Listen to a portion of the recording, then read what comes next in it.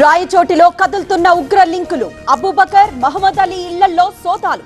బయటపడిన పేలుడు పదార్థాలు, వాకీటాకీలు. నార్సింగిలో శంషాబాద్ ఎస్ఓటీ దాడులు. 1.5 కోటి విలువైన heroin seize.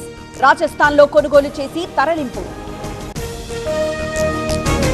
Hyderabad south east zone లో కార్డన్ సర్చ్. పోలీసుల అదుపులో 22 మంది అనుమానితులు. తనిఖీల్లో పాల్గొన్న 250 మంది పోలీసులు. హైదరాబాద్ గచ్చిబౌలిలో ఘోరం. తండ్రి గొంతు కోసి హత్య చేసిన కొడుకు. ఆన్లైన్ బెట్టింగ్ కు బానిసైన యువకుడు. పాదయాత్రగా పండరీపూర్కు భారీగా బయలుదేరిన ఆదిలాబాద్ భక్తులు. ఆషాఢ మాసంలో పాల్కీ యాత్ర.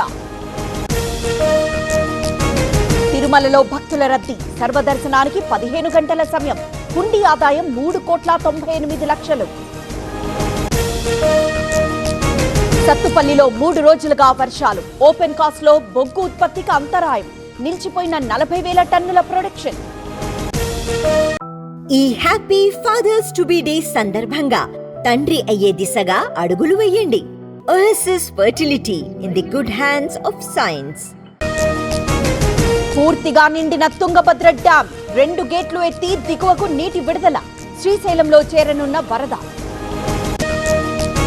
తెలుగు రాష్ట్రాలకు 3 రోజులు వర్ష సూచన. ఎల్లో అలర్ట్ జారీ. అప్రమత్తంగా ఉండాలన్న వాతావరణ విభాగం. మోదీకి అరుదైన గౌరవం. ప్రధానికి ఘన జాతీయ సత్కారం. సన్మానించిన ప్రెసిడెంట్ జాన్ డ్రమనీ మహ్మా.